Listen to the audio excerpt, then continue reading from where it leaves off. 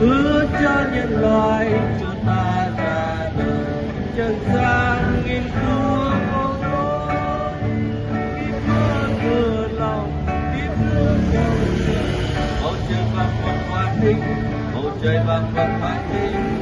trời đất nước ca kinh khen vua mình.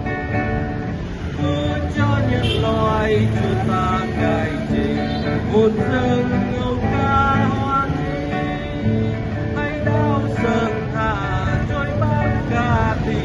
đông hoa văn đêm mừng vui, đông hoa văn đêm mừng vui, hoa khúc thanh ca đi hoa một đời. Chúa tiêu diệt hát bên bên